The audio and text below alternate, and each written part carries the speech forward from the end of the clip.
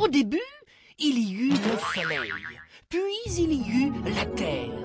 Chaque rayon du soleil venait frapper la terre où il était réfléchi vers l'espace comme par un miroir.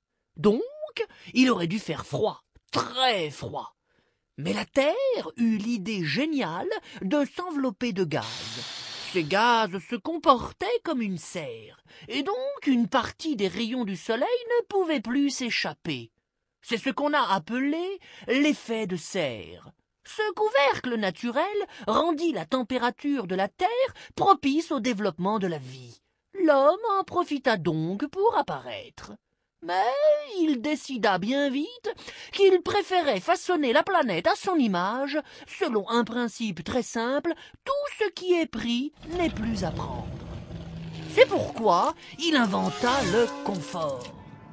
Le confort consiste essentiellement à pomper les énergies fossiles de la planète pour les brûler et les consommer dans des boîtes de toutes formes, de toute taille et de toute nature, avec pour conséquence de libérer dans l'atmosphère des quantités importantes de gaz à effet de serre. C'est l'époque de la révolution industrielle. Mais plus les hommes étaient nombreux, plus ils avaient besoin d'énergie, plus ils alimentaient leurs boîtes et plus la concentration des gaz à effet de serre s'élevait dans l'atmosphère.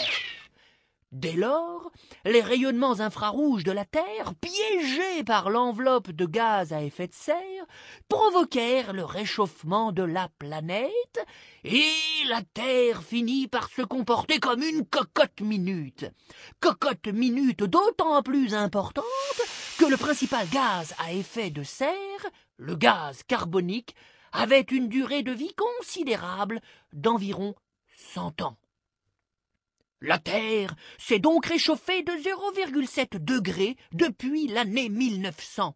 Mais le plus inquiétant est que les savants les plus savants prévoient un réchauffement pouvant aller jusqu'à 6,4 degrés d'ici à l'an 2100. Il leur suffit pour cela de constater que la courbe de température de la Terre a très exactement la même forme que la courbe de concentration de l'atmosphère en GES, gaz à effet de serre. Les hommes ont donc une grande part de responsabilité dans ce changement climatique. Tous les hommes, oui, mais les pays développés sont largement en tête. Encore plus grave, le changement climatique entraîne la fonte des glaciers et de la banquise, la montée des eaux des océans, les inondations, la sécheresse, etc., etc. Bref, toutes sortes de choses anormales qui mettent l'homme en danger et qui menacent au plus haut point son confort. Une augmentation de juste 1,4 degré serait plus importante que tout ce que l'on a connu au cours des 10 000 dernières années.